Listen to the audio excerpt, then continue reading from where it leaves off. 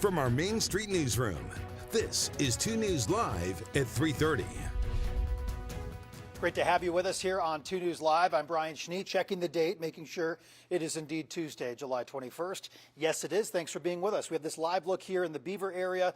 Sandbags have become the popular water cooler conversation for a lot of people and the talk around town, especially in the Grove area of Beaver County, because unfortunately this area will likely experience flooding impacts as predicted throughout the monsoon moisture. Chase will talk about that coming up in a little bit. We've already seen the impacts to this area. We know that there's been damage. We know that there's been people that have water in their homes and their properties are cleaning up that mud and debris. But there's also the prep work that's being done here right now, currently in Beaver. Samantha Hoffman back in Beaver for the second straight day. But you've been around this area here, Sam, over the course of the last few weeks, whether that be the Cottonwood fire or the post-fire flooding. What's everyone up to today, and just what's the mood like? You're the one there talking to everybody. Are they still chipper there in southern Utah?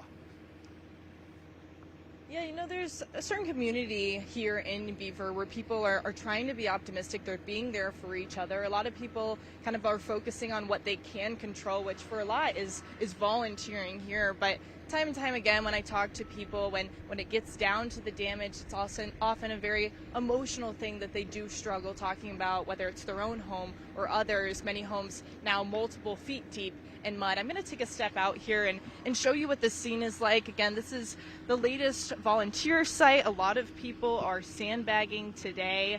A lot of these people are from Utah Tech. We're actually going to hear from them later in the show.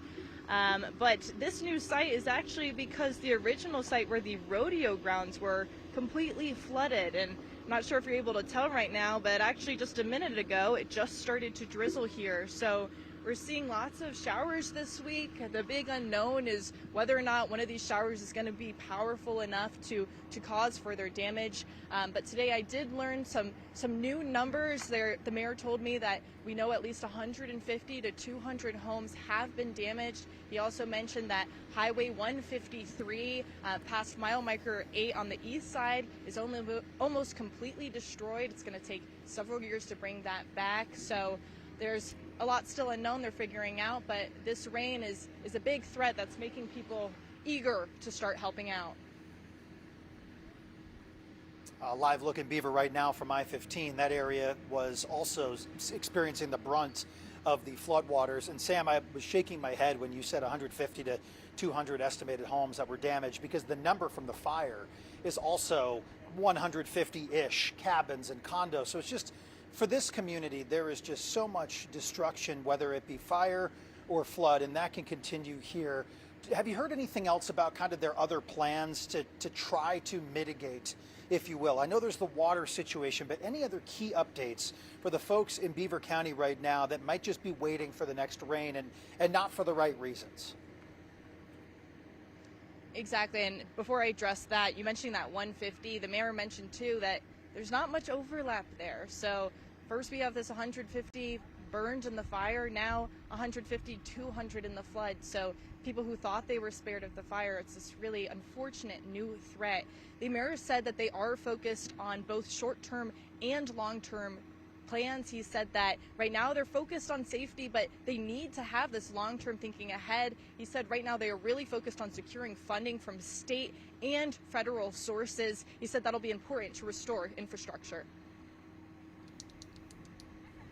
All right, Samantha Hoffman back reporting live here on 2 News Live at 3:30 on this Tuesday. Sam, keep up the good work. Thank you very much. I want to show you some of the video here that we actually were able to take a look at earlier this morning. It is stunning video. This was from the Department of Public Safety Aero Bureau. We talked to a rescue specialist from that department yesterday. I would love to show that video again. Where did it go? These are more flooding pictures. Hopefully we can get that video back. It is the aerial perspective of SR 153. This road was closed because of the fire, and now it is closed because of what you see. This video was from the 19th, so just a few days ago, but surveys the damage to the actual roadway infrastructure. You see parts of the road just washed out and impassable. There's power lines down, and there's boulders and debris across the road. And you know, you see this picture from the aerial perspective and everything looks somewhat flat, right? It doesn't help when you look at things from above to not understand the topography. But goodness, when you look at this and realize that this is basically in a giant bowl, that is what makes things extremely difficult here. Reception, power infrastructure, water, throw it all in the mix here, and that is what you have for them working with. This roadway is closed indefinitely, and it's something that we are attempting to learn a little bit more about. So as we move along here on 2 News Live at 3:30, another big conversation pertaining to the unfortunate flooding that has taken place in the central and parts of southern Utah has to do with this family here. This is Spencer Long. You've probably heard a lot about the Provo fire captain over the last few days. His wife, Katrina, 3 boys here from a blended family, all 5 of them lost during a flash flooding event. This was in Wayne County late last week. I started getting your messages about this Friday night. A couple people saying, hey, have you heard anything about this family? We started to learn a lot of this information over the course of the weekend. So I want to give you a live look right now from Spanish Fork, I believe, which is where they're waiting.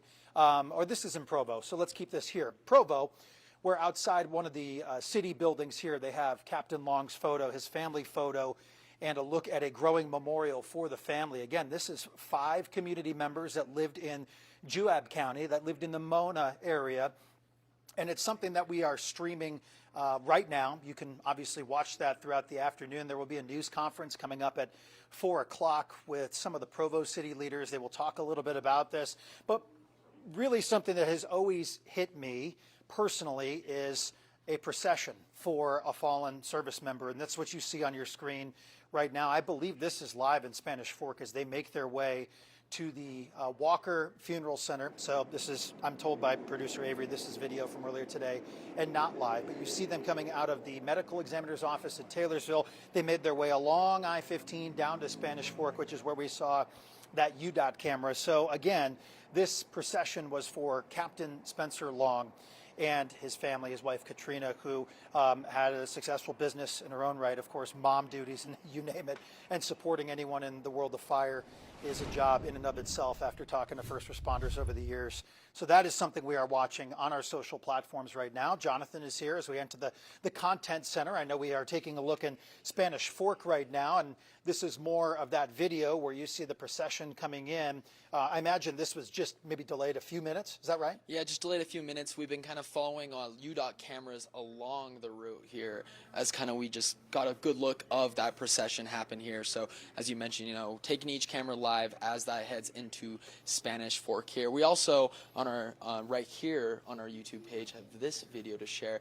Now this is in Roy to these grass fires.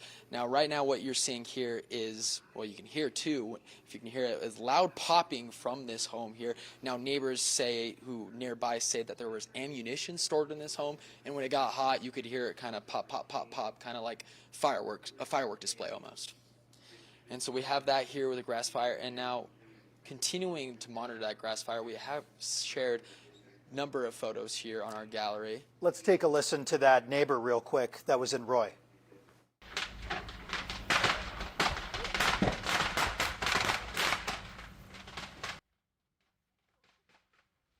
That popping, we can hear it coming out over the air now, and it's startling. It's startling. It's amazing that there were no, as far as we understand it, no injuries in this. Yeah, no injuries. Homes damaged. People were evacuated. Neighbors said that it was a spark from a train. It was near Roy Front Runner Station, so spark from a train that started this grass fire that ended up burning a few homes here. We have a gallery posted. You can see here, fire behind a truck right here. Long lines. Look at that heavy black smoke along the street here. And so this flames over the home here. So tons of photos to check out and look through that neighbors were able to capture and send to us here online. I snuck up over here on your left shoulder. You know, it's interesting because we were following these developments on this very show yesterday. There were 2 fires that were burning in the area, and we didn't really see this destruction until a little bit later on because we had this camera pointed at the fire that was more towards the airport, but some of these pictures that have come in are pretty remarkable. I mean, we're looking at loss of homes and you name it. It's all up there right now. All right there. We even have photos, if you continue our gallery, showing where pets were taken to. They needed to be evacuated as well, but you can see the smoke just over here. But yeah, very, very devastating photos that were just putting together for everyone to see. And unfortunately now picking up the pieces and looking to the future in this neighborhood. And thanks to our first responders for stepping in as always. Jonathan, thank you. I'll take that from you. As always, you can find all of this on our website, KUTV.com. A lot of that video that you can see, those pictures that Jonathan mentioned, are all up there right now on our website. Also on our YouTube pages, if you want those long-form conversations, they are there. We're looking to always add more of those so you can get more context. That is something that we firmly like to share with you, so it's beyond just the initial 10 seconds or 12 seconds that you hear on the news. Happy to have meteorologist Chase Thomason here with us. Good afternoon, Chase. Yeah, good to see you. What are we seeing? Good to see you too on this fine Tuesday. What are you seeing out there right now? Okay, we're seeing more thunderstorms going up in the mountains, right, where these monsoon thunderstorms originate. But we're starting to see a few now roll into the Wasatch back. So if you're in the Heber area, we're seeing a little bit of rain. That rain is approaching Park City. Also a few thunderstorms in southwestern Wyoming, impacting the Evanston area. And Duchesne out in the basin also seeing a little bit of rain. These storms right here, though, southeast of Utah County, if they hold together, maybe Utah County will see a few thunderstorms for your evening commute. But everything is kind of drifting towards Utah County and Salt Lake County, so there is a chance we might see some scattered thunderstorms later this evening, especially maybe around 5, 6, 7 o'clock. Monsoon moisture still what you're looking at as we continue on the next couple of days? Yeah, we still have a lot of monsoon moisture out there, so there is a risk for flash flooding. Right now, no active flash flood warnings in central and southern Utah. That is good news. That could change later today. You'll notice that at least for the Wasatch Front, our rain chances aren't high because, again, monsoon moisture indicates mountain thunderstorms. So rain chances are a lot higher in the mountains. But today, a 30% chance. We might see a few showers later tonight as well. Tomorrow, those probably our best chance to see those scattered thunderstorms here in the valley. And then we do have some drier air that moves in later in the week. Of course, Pioneer Day on Friday. Any weekend plans? There could still be some stray mountain thunderstorms out there. So if you're recreating, maybe going to a mountain lake, keep your eyes to the sky. But I think, at least for the valley, staying pretty quiet and pretty hot as well. I'm upping those temperatures. We'll talk more about that on 2 News at 4. Okay, we'll see you in a few minutes. Don't get rid of that microphone in case you want to chime in here. I want to take a live look on the Florida coast right now. Tropical Storm Bertha. This is not my forte. This is yours, Chase. What's the scoop with this? I know you are so focused on local, but what is this all about here? Yeah, not forecast to really become a hurricane. However, it is a slow-moving tropical storm, so a lot of rain will be along the Gulf Coast. We're talking about New Orleans, Pensacola, along the panhandle of Florida. Over the next several days, a lot of water coming to that area. So if you're maybe traveling down to the Gulf Coast, there's going to be some weather-related delays that can have residual effects here in Salt Lake. Okay, that was a live look in New Orleans that you see on your screen right there. Thank you for sticking around for that. That's important. We'll see you coming up on 2 News at 4 o'clock. Still ahead here on the show. In the next few minutes, we will talk with the folks at Utah Tech University. They are in Beaver right now helping out with some of those sandbagging events and whatnot. We will talk to them live here on 2 News Live right after this.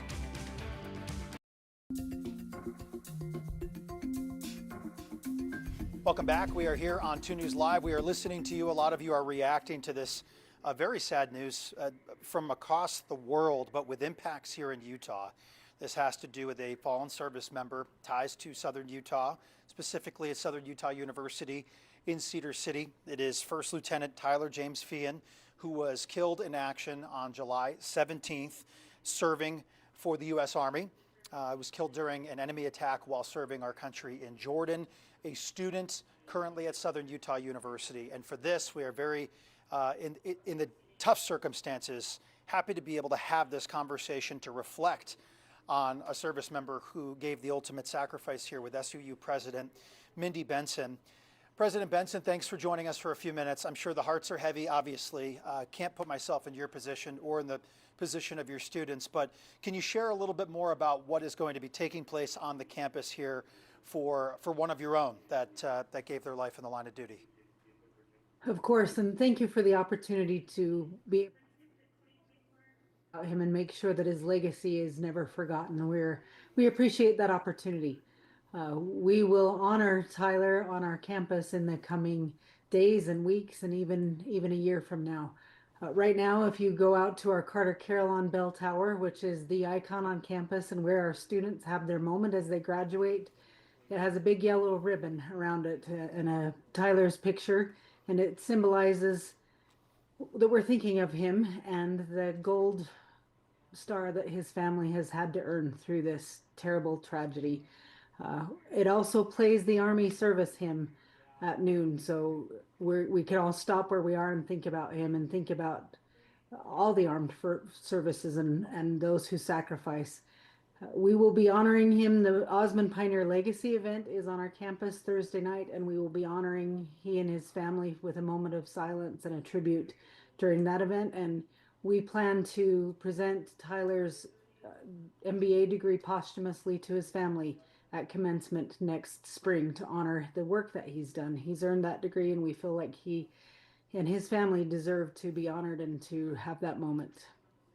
We'll do several other things to honor in the coming days, but those are the things that we have going right now. President Benson, I'm really glad you mentioned the MBA. I think it is remarkable to be almost completing that while overseas serving our country and just weeks away from being able to attain that. What does that say about his character and doing this to serve our country while also looking ahead to his future? Education, service to his country. That life is bigger than himself, and he was the ultimate embodiment of selflessness and courage and serving. But it was really important to him to continue to get his education, and it's exciting to see that opportunity where he can be overseas and serving his country and also complete this. I know his MBA cohort is actually meeting online tonight, meeting and honoring Tyler during that class period and spending some time reflecting and processing their feelings as a class who has worked very closely with Tyler. President Benson with SUU, thanks for joining us here. I know we only had a few minutes, but looking forward to seeing more about what you can do on campus. I know you explained a lot of those at length. Thank you for joining us for a brief conversation here on 2 News Live this afternoon. Again, that was First Lieutenant Tyler James Feehan, who was killed in the line of duty in Jordan just days ago, and he will receive the Bronze Star, the Purple Heart, and a Combat Action Badge, and will be posthumously promoted to captain. Also in our conversation today, we're listening to you talk about the obvious, what's been going on in Beaver, what's been going on in Beaver County with so much happening there almost on a daily basis, whether it's the cleanup effort, whether it is the active flooding after the fire. Right now we have that live look from the interstate here showing the Beaver area. And we're going to head back to Beaver now because this is part of the conversation where we are welcoming in Rod Zundel, who is with Utah Tech. The team is out there right now. The football team has been called in, seeing if we can pull up that shot here for you. I'm being patient. There we go. We got some of the fellas with us. Guys, thanks for being with us. Why did you want to step in to help there, and what have you been doing this afternoon? Yeah, we really wanted to step in. I mean, being a part of Southern Utah, Beaver's our home as well, and it's been devastating to see the things that have been happening here, and so we got a text this morning and asked a bunch of us if we were able to, come up here and help with any efforts. And it's been awesome just to see how tight-knit the Beaver community is and how well, they've worked and allowed us to work with them. Yeah, and I know Beaver very well. I played him in high school, for you guys. So.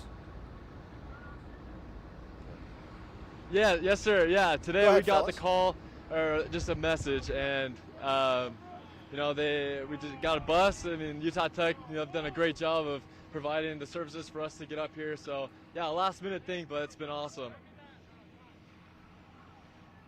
Sorry for the delay there, guys. I'm glad you're out there helping. I was just commenting how quickly you're able to mobilize. Please share your story about playing Beaver in high school, what this means to you. I didn't mean to cut you off there.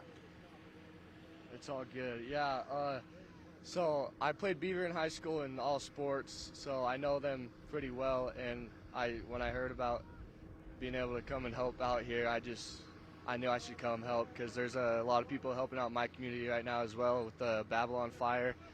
There's like 1,000 firefighters staying in our high school helping out our community, so the least I can do is come and help out Beaver. Couple of the fellas there from Utah Tech, kind enough to hit the ground running in Beaver. Just quickly, guys, how many are out there right now? How many did you have hop on the bus? Yeah, we had a whole busload. We have the basketball team is here, the women's basketball team. So probably in total, 40 of us that came out. And so, that's what we were able to get out here. Awesome. Thanks for hopping on here live with us this afternoon as you take a live look at the sandbagging effort there in Beaver as they continue to move towards progressing after the flood here and hoping that things are able to hold. Thanks for being with us on 2 News Live.